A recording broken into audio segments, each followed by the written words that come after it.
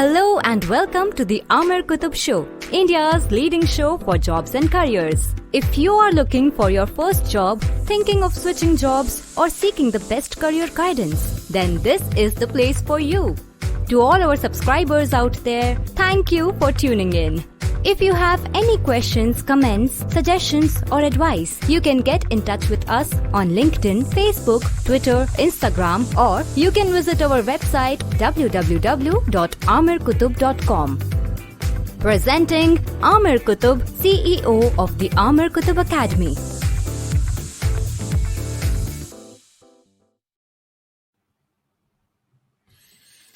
Hello everyone. It's Aamir Qutub here again, and welcome on board to the live session. So today's session is going to be in English, but if you have any questions that you want me to answer in Hindi, just write it in the comments. So the format is pretty simple. Today we are going to answer the most common questions that are asked about a particular startup. So if you have any questions related to startup, feel free to share them in the comment section. If you want me to answer them in Hindi or in any other language that I can speak, then please feel free to add it over there. But generally, I'll be doing this session in English. But at any stage, if you want me to switch to Hindi, happy to do that as well. So the format is pretty simple. I've got some questions that our audience members have already sent, so I'm going to address those questions. But in the meanwhile, feel free to send your questions in the comment section itself. All right. So let's take the first question. This question is, what is the difference between a small business and a startup? It's a very nice question, and a lot of people have this misconception that startups are a form of small business, but that's not true at all. So generally, small businesses are defined as businesses, first of all, who are lifestyle businesses that are restricted or limited to a particular revenue, a particular size.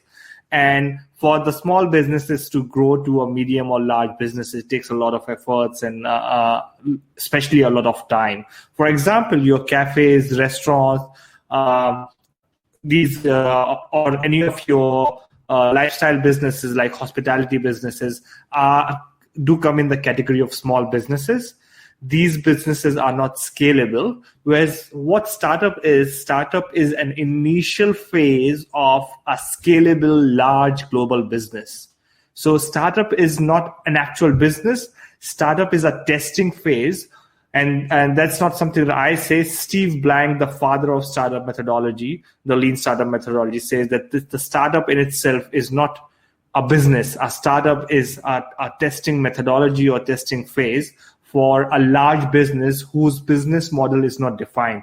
And that's another difference between a small business and a startup. A small business generally works on a defined business model, which means if you are opening a cafe or a restaurant or a small retail shop or a small factory, then there would be someone else following the exact same business model. Whereas when we look at the startups, if you are starting a startup, by just the definition of it, a startup comes with a new idea and a new business model, which means that business model has not been tested in that particular industry, in that particular market. So you are actually going into the market, testing the new business model with your customers, failing the hypothesis, pivoting, and finding the right and correct business model. And that's why there's a huge difference between this small businesses and your startups. Moving forward to the next question, we have got some questions that are coming in the comment section as well. That's good. Sharik has come on board. Say hello, my bro. Hello, Sharik. How are you? Welcome on board. Azam Khan, I want to start up laundry in COVID in India. So Sharik's question is about a laundry startup. That's a great suggestion, a great idea. So you can actually open a laundry startup. The way it's I've actually assisted some of the laundry startups over here in Australia as well. The way it generally works is that you, first of all, you need to actually have a physical laundry. If you do not have a physical laundry, then you get in touch with the laundry. Then you are not exactly in the laundry business, but you are actually in a delivery and pickup business where you are developing an application where people could order a pickup or delivery, and then you have to manage that picking up of the clothes and delivering of the clothes. So you are not actually the one who is probably doing the laundry. You are the one who's actually delivering the laundries and picking up the laundries and then managing that particular transaction. Shahrukh Khan आज भी वैसे ही है जो school में था, जरा भी change नहीं आया, like a cute boy. Thank you so much मेरे भाई, आपकी मोहब्बत है. Thanks a lot. We'll take the next question from the previous audiences, and feel free to send your questions in the comment section, as I said earlier. All right, I've got another comment in here. Let's just show that comment. Harshit Raj has the question is on the screen. Harshit Raj has asked, I want to start up an AI startup.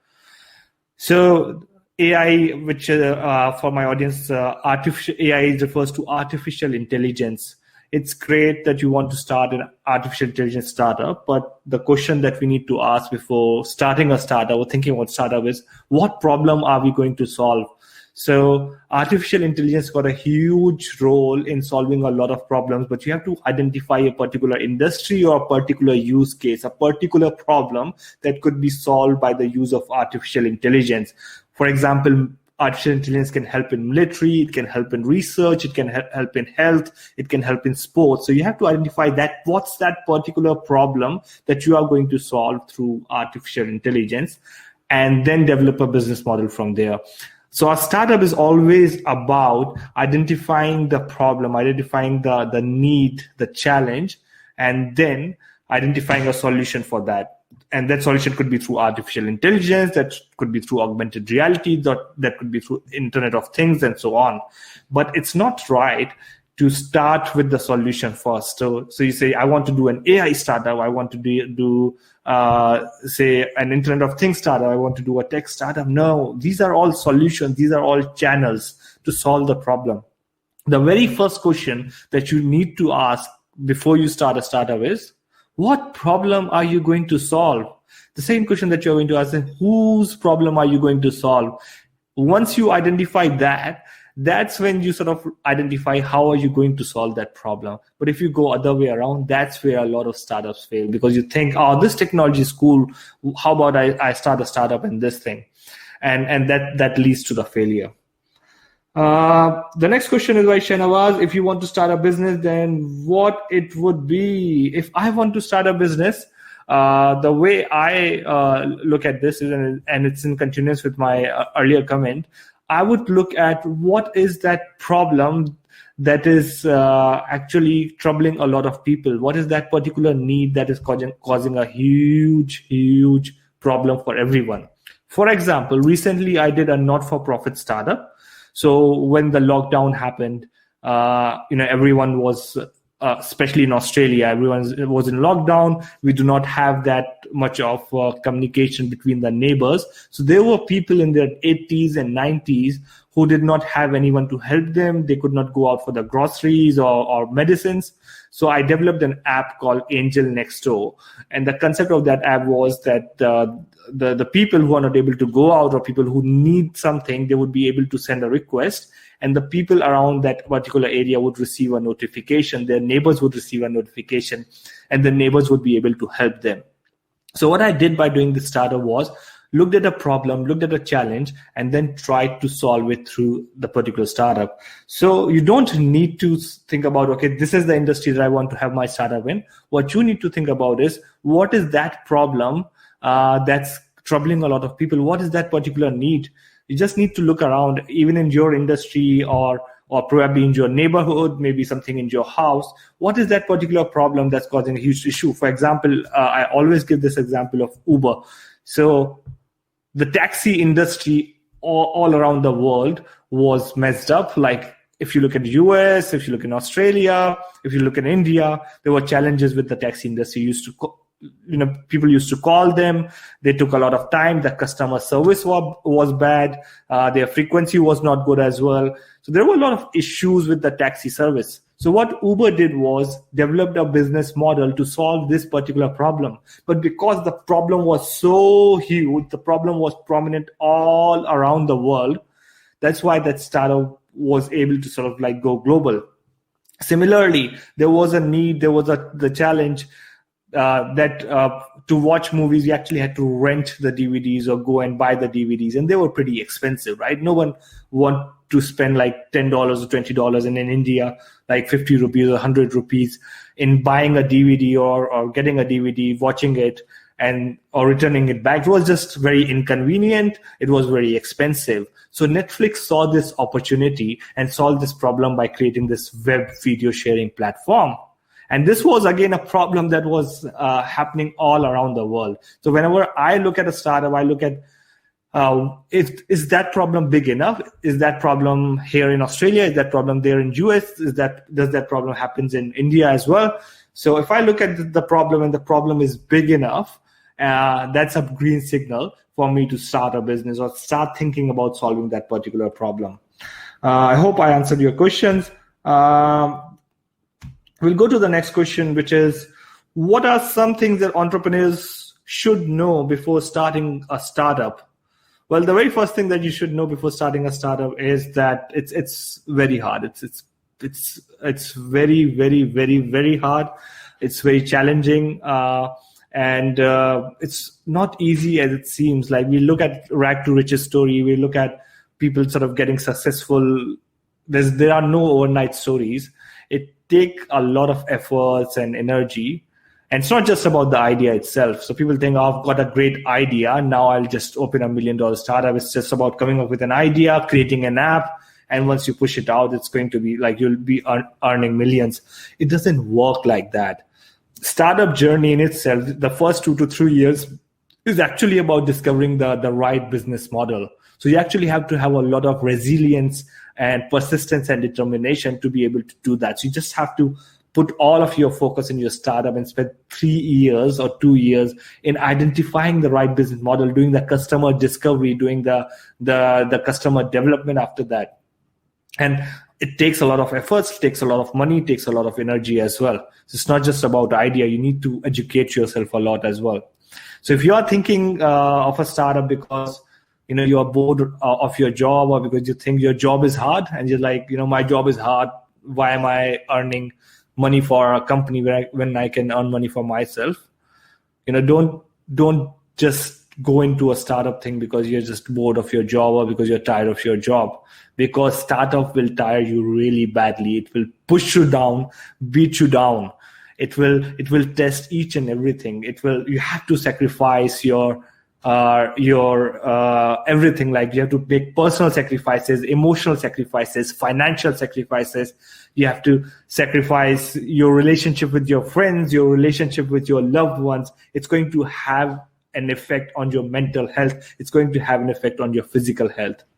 And that's given. It happens to each and every one. And you have to be patient and resilient enough to go through that journey and then come out and emerge out as victorious. And you're not going to be successful in the first time, because that's the whole startup journey is all about. It's all about failures and learning from those failures. So the basic concept of lean startup methodology is you put something out, it fails, you learn from that failure, pivot and try something out, push it out again, it fails, and then you learn from there. And that's how you discover your business model. So if you are not willing to fail, if you are not willing to play the long game, startup journey is not for you. And that's probably the most important thing that an entrepreneur should know before going into a startup. All right, so how to gain knowledge about startups? That's an interesting question. So there are a lot of resources that are out there, but I would recommend you the most authentic resources. So Steve Blank is the guy who founded the lean startup methodology that led to the development of all these big startups in Silicon Valley. So look at any startup that's out there, they all have followed the lean startup methodology. It's important that you understand what that lean startup methodology is. So you can actually go to steveblank.com. He's developed a website. It's a very poor website, not done very well. But what he has done in his website is that he has actually added and provided all the resources. The second thing is that you could probably read a few books written by Steve Blank himself and his student, Alexander Osterwalder. I don't think it's this book is pretty much visible on the screen, but this one is like Business Model Generation by Alexander Osterwalder. And Alexander Osterwalder was the guy who actually developed the business model canvas. That's the main blueprint that's being used for all the startups at the moment. So read Alexander Osterwalder, read Steve Blank, and there are a lot of resources apart from them that are actually out there. There's some really amazing writers who have written books on that, and there are a lot of resources that are actually available as well. But whenever you are looking for it, the most important thing to look for is that the keywords are the lean startup methodology and the business model canvas, and hopefully it will cover most of the things. There are a few books that Steve Blank has written. One is 4 Steps to Epiphany. And the second is the Lean Startup book, which is actually written by Alexander Osterwalder, I believe. Yeah. I hope I answered that question. The next one is, how do I know I've got what it takes to be an entrepreneur? Well, the fact is that you don't know until and unless you try. The precursor is the things that you should know about entrepreneurship, as I earlier told in my response to previous question, was that you have to be resilient enough. You have to be persistent, determined, and you should be willing to accept the failures, learn from them, pivot, and try again. That, I believe, is the most important quality of being an entrepreneur.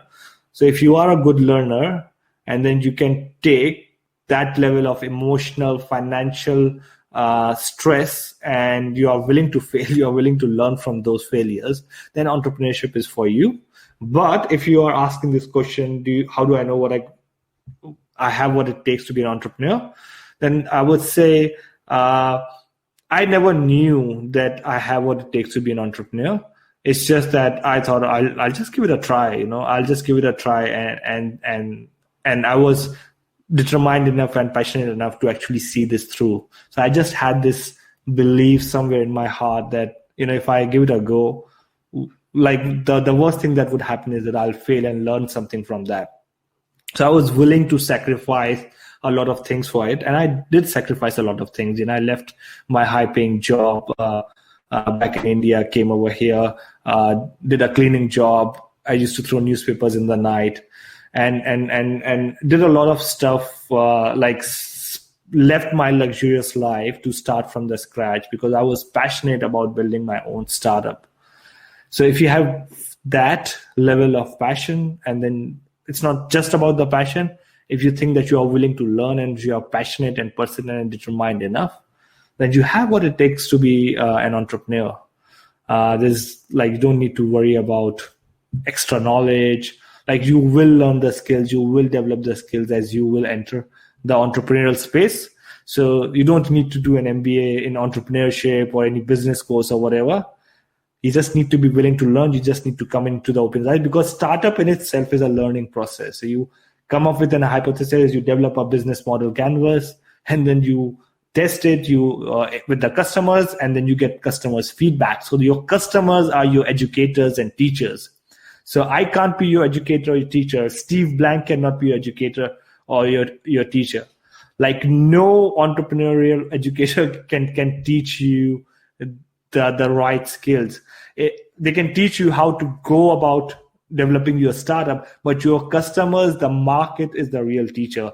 And once you go with open eyes and actually take your business model to your customers, they will tell you exactly what they want, and you learn from them. You pivot your business model from there, and then you come up with a new business model. And this is the process of this iterative failing and learning and then implementing it back that makes a startup successful. If you are willing to do it, then definitely the entrepreneurship is for you. The next question is, I'll take the question from the comments. Shanawaz Khan, why do most startup fails? That's right. I believe 98% startups fail. There are a few researchers that says 99% startup fail.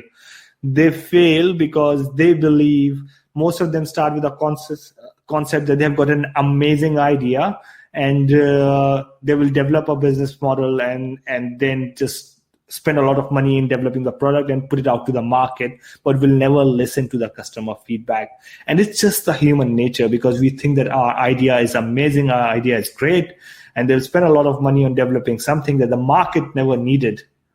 A startup that would follow a proper lean startup methodology can never fail.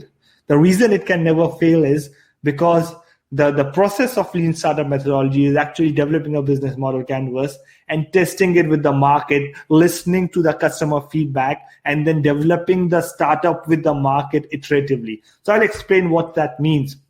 So for example, if you think that I'll start a particular business for particular customers, and for example, there was a company called Picasa, I believe, Google already bought. So Picasa started as a gaming company, and they developed online games and put it out to the market. And they initially thought that the people would like gaming. But when they pushed out to the market, what they found was that people were not using it a lot for gaming, but they actually had a feature in their in that gaming website to actually add your photographs. People were using that to actually add their photos. So what they did was they actually tweaked their business model. They listened to their customers and developed an extensive photo sharing platform and just cut down their full business model. They started as a gaming company, as a gaming website, and they changed their full business model to a photo sharing website because they listened to their customers. So the way you develop a startup is that you think about a business model, think about, okay, these are going to be my customers. This is going to be the problem that I'm going to solve. And then rather than developing the full product, what you do is you develop an MVP, a minimum viable product. So a minimum viable product is something very basic, something very small that allows you to test your market. For example, if you are thinking of developing an app that will be like a networking app and so on, instead of developing the full application, you would, rather than doing that, you would spend money in developing a simple website or web application that would, or a Google form that would allow you to test that particular hypothesis in your business model and test it with your customers. And once you get a yay or nay from your customers, you tweak your business model from there. So rather than developing the app on the very first day, you will be developing the app with your customers. You will be developing the features with your customers as you are listening to your customers. And if you're developing something with your customers by listening to their feedback, there are very low probabilities that it's going to fail. It's not going to fail. Like if you are developing something that is actually asked by the market, it cannot fail unless the whole market situation changes, automatic, like in one go. So most of the startups fail because they don't follow the lean startup methodology. They are not willing to listen to their customers and test it iteratively.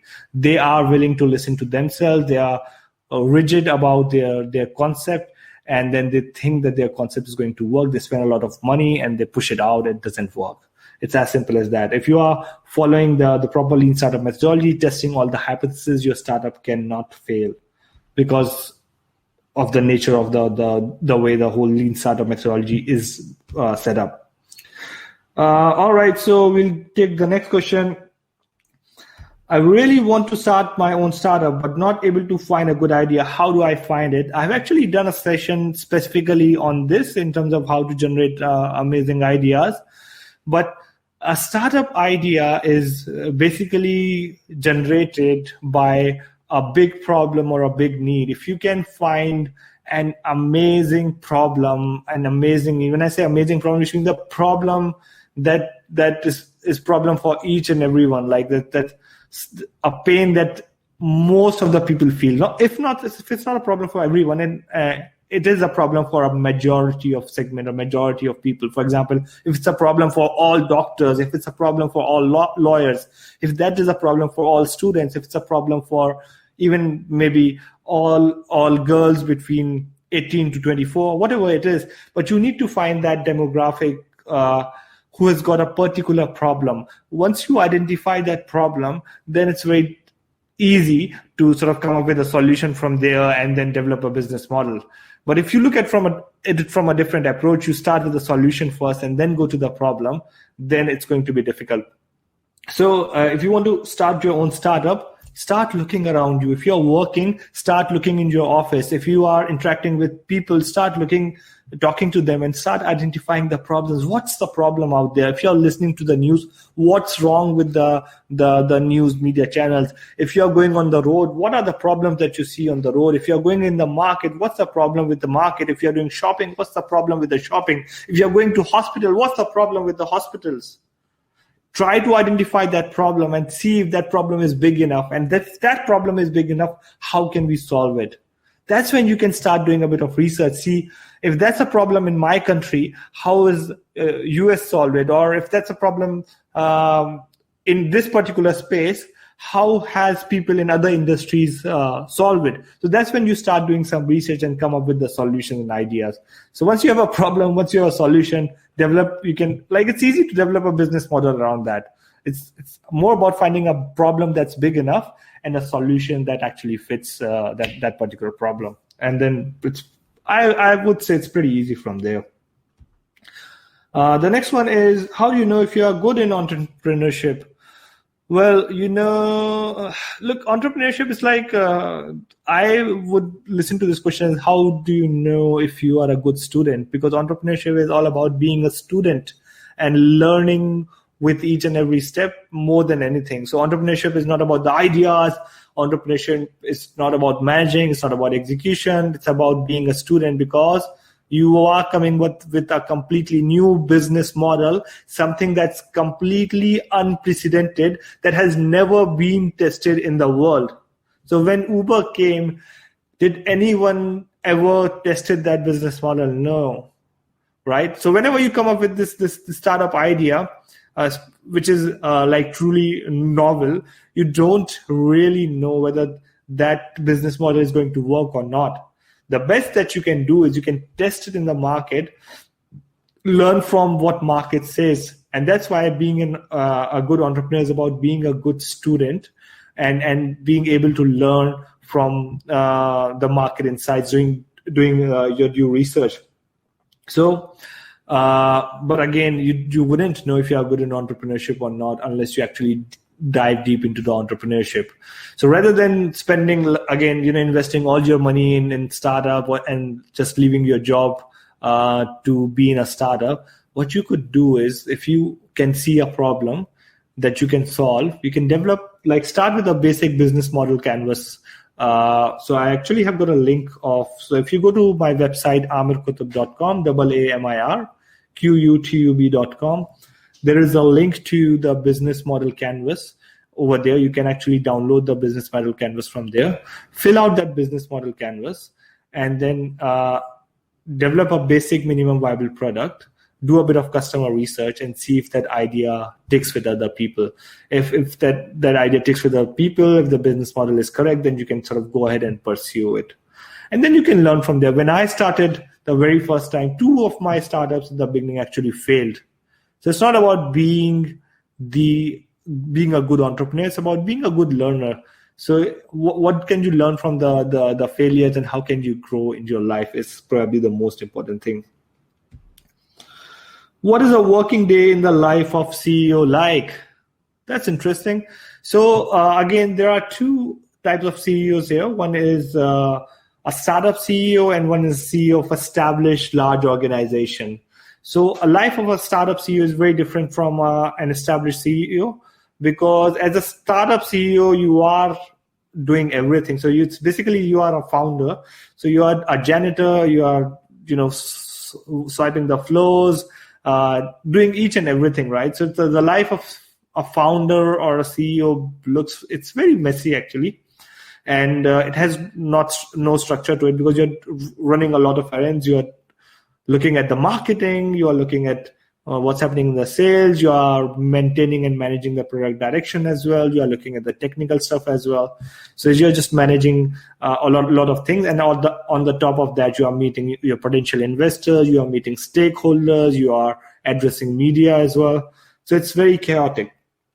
However, with the CEO of an established organization, for example, Enterprise Monkey is not a startup, it's more of a medium to large organization. And my life in there is very structured. So one of the main jobs for me is to actually ensure that each and every department is performing its responsibilities properly. So sales and marketing is performing its responsibilities properly. The technical department is doing fine. The accounting department is doing fine as well. So just having that an eagle's eye view of each and every department in my organization, whether that's performing well or not. Am I meeting the objectives of my board or the business objectives? So what happens is that the board actually creates an overall strategy and set up the targets. And as a CEO, you actually have to ensure that your organization is meeting your targets. It could be your delivery targets, it could be a sales target, and so on. So you are not the one who's actually achieving those targets. Your team who's actually achieving your targets. You have to ensure and measure and manage that we are achieving those targets.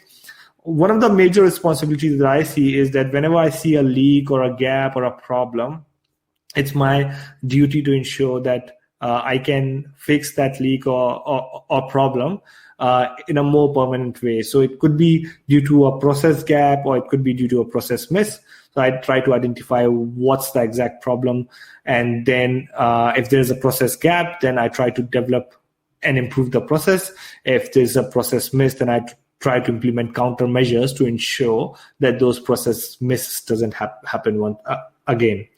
But I would say that my life as a CEO is very structured, and the way I have structured my business, and it's different. Like if you're working for a company that's not your own, it's different, because although I'm a CEO of my company, but I don't spend more than 2 hours on the management of my company, because that's the way I have set up my company. I've got all my systems are automated. All of my duties and responsibilities are automated. So I just have to spend a couple of hours just seeing what's happening and probably meeting, like attending a few meetings, but that's it. Because I don't like to do a lot of work. That's why I started my business. I did a lot of work establishing the business, failing and blah, blah, blah. But I think sort of I've reached to the level where I don't have to do a lot of work. So I can spend like 2 hours a day and that's it. And I can be anywhere in the world and manage my business without managing it. So it's like observe my business without actually doing anything. Next question is, why do entrepreneurs feel lonely sometimes? Because it is a lonely journey, especially if you are just by yourself and you don't have any founders.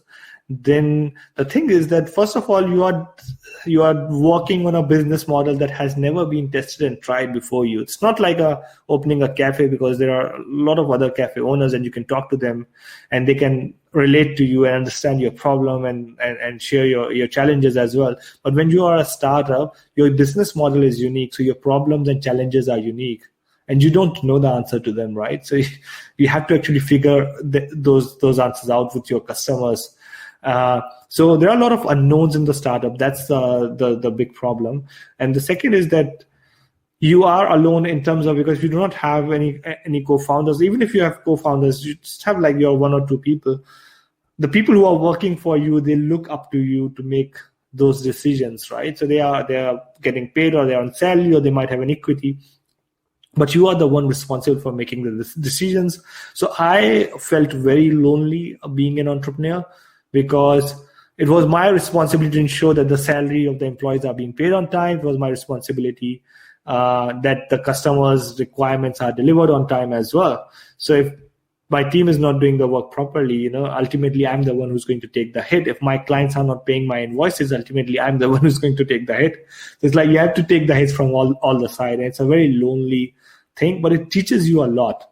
And that's why I say, if you do not have that level of madness to actually be in entrepreneurship, don't worry about it, because it is definitely a very stressful journey. It actually has a lot of effect on your emotional and personal health and physical health.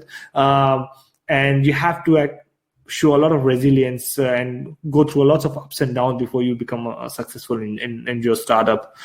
So not for the faint-hearted, for sure.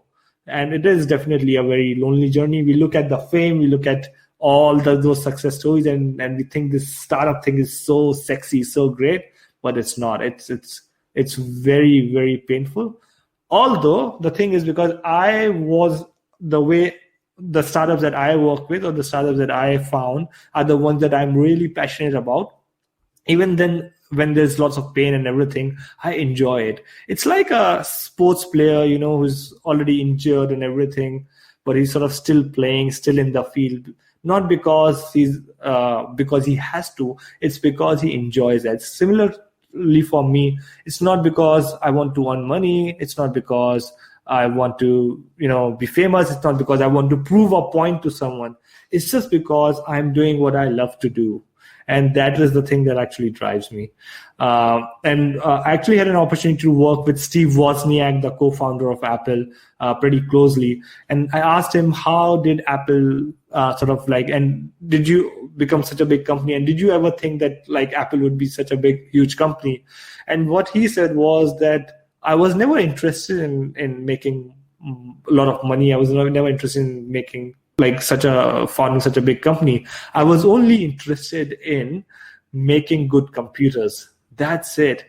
Steve Wozniak was an amazing computer engineer. His passion was making computers. He used to love them. And that's why working with Steve Jobs, he was so successful in developing such a huge organization. All right, so we have got some comments from the people. So we have got Willie. Boo, Lakers still the best in the basketball, dude. That's right. What else have we got in here? What questions do the investors ask before investing in your startup? That's a good one. So investors ask 5 questions before they invest in your startup. Number 1, what problem are you solving? What is it exactly that you are solving? Number 2, whose problem are you solving? Who are your customers? And you can't say everyone is my customer. You have to identify specifically who are your target customers. Number 3, who are your competitors, right? And you can't say no one is my competitor, right? There should be a competitor. Even if you're developing a completely new business model, then there would be some people or some businesses that would be affected by your business coming up. So who are your competitors? Number 4 is, for example, I'll give you an example. If you are developing a vaccine for COVID and there's no competitors, no one is developing it, and you say, I'm developing this is something that's unique, but I do not have any competitors. But the fact is that you still are competing with the organizations who are actually getting benefit out of the COVID, who are sort of developing medicines for the symptoms to treat COVID as well. So because once you have developed the vaccination for COVID, the need for those treatment medicine would go off. So there's always a competitor. Number 4 is, how are you better than your competitors? Are you better than them? Are you faster than them? Are you cheaper than them? And it's not just simple or easy to say that I'm just cheaper than my competitors. Because if you can sell something in a cheaper sort of way with your competitors, then someone else can come up with a cheaper idea as well. So it's not just about competing on the price. You actually have to identify whether you are faster or whether you are quicker or whether you are better than your customers, than your competitors, including being sort of like competitive. And the final question is, how are you going to make money? That's the 5th question. What is your business model? And that's where your business model canvas sort of comes into play. Very important that you download the business model canvas. It's on my website, aamirqutub.com. If you search business model canvas on Google, you will find it as well. Very important that you fill that business model canvas. And from that business model canvas, you develop a pitch that actually answers all of these questions. And then you go to the investor. One point that I missed about investors is that they need to see an exit strategy, because they are not going to invest in a business that doesn't have an exit strategy. Because it either needs to be that you are going to sell this business to another company, a big company, or you're going for an IPO, which is initial public offering, which means you will take this company public. But they need to see if they are investing in your company and if they are buying shares of your company, how will they be able to sell it in 20 times or 30 times in next 4 or 5 years. The next one is, what are the best ways to think of ideas for a startup? And I'll probably conclude at this one. So, I think we have already taken this one, so we won't worry about this one. So thanks a lot for following me and attending this amazing session. In our next session, we'll cover some more questions on startups. If you haven't followed me on Facebook, Instagram, YouTube, please follow me, and LinkedIn as well. And if you have any further questions with regards to the startups, feel free to ask them in the comment section. I would be more than happy to answer them. Take care. Goodbye. Thank you.